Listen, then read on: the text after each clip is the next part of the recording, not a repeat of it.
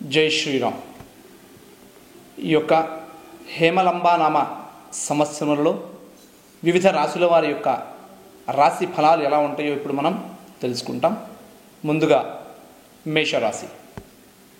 మేషరాశి అంటే అశ్విని నక్షత్రం 4 పాదాల వారు, అలాగే భరణి నక్షత్రం 4 పాదాల వారు, అలాగే కృత్తికా నక్షత్రం మొదటి పాదం, వీరందరూ కూడా మేషరాశి కిందకు వస్తారు.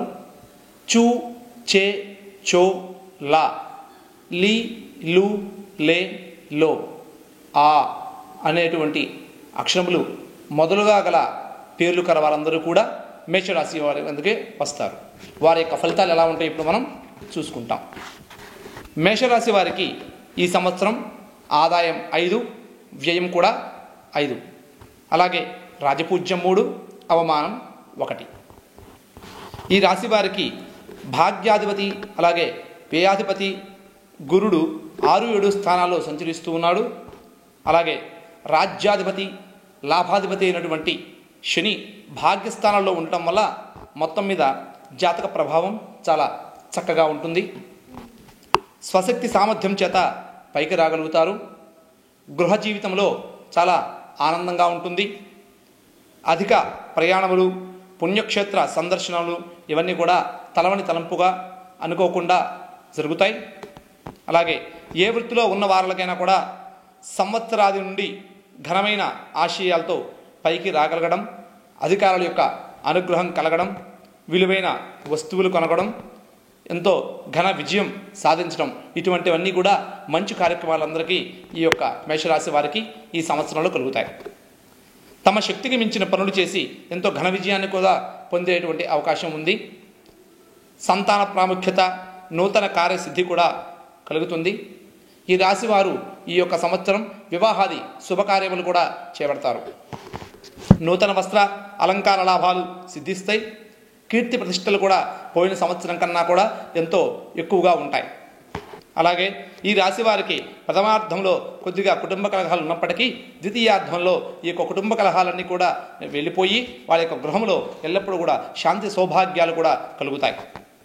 ఈ యొక్క రాశి వారికి స్త్రీ మూలకంగా విరోధములు, అపవాదాలు రావడానికి అవకాశం ఉంది.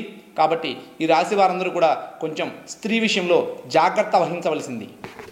అలాగే ఈ యొక్క రాశి వారికి ఒక్కొక్కసారి నిరాశ, నిస్పృహ కలగడం వల్ల పిరిగితనం కలిగి జీవితంలో భయభ్రాంతులు గురయ్యే అవకాశం ఉంది.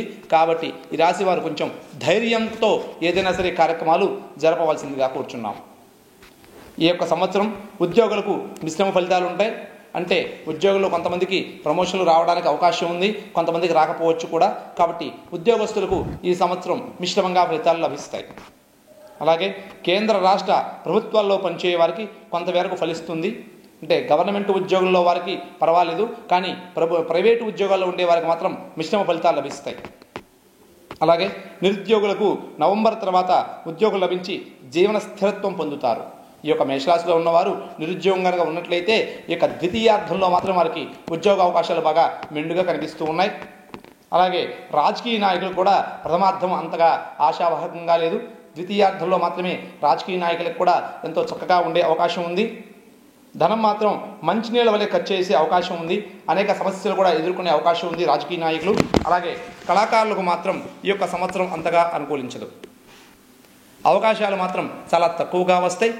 టీవీ కళాకారులకు అలాగే సినిమా రంగం వారికి కూడా ఈ యొక్క సంవత్సరం అంత ఆశాజనకంగా లేదు. ఈ యొక్క సంవత్సరం వ్యాపారస్తులకు మాత్రం చాలా చక్కగా ఉంది. అన్ని రకమైనటువంటి వ్యాపారస్తులకు ముఖ్యంగా హోల్సేల్ రంగం అలాగే రిటైల్ రంగంలో ఉన్నటువంటి వారికి అనుకున్న లాభాలు కూడా చాలా చక్కగా వస్తాయి. ప్రభుత్వ ప్రైవేట్ రంగంలో ఉండేటువంటి కాంట్రాక్టర్లకు కూడా ఈ యొక్క సంవత్సరం అనుకూలంగానే ఉన్నది. రియల్ ఎస్టేట్ వ్యాపారాలకు కూడా ఈ సంవత్సరం చాలా మంచి లాభంగా ఉంది.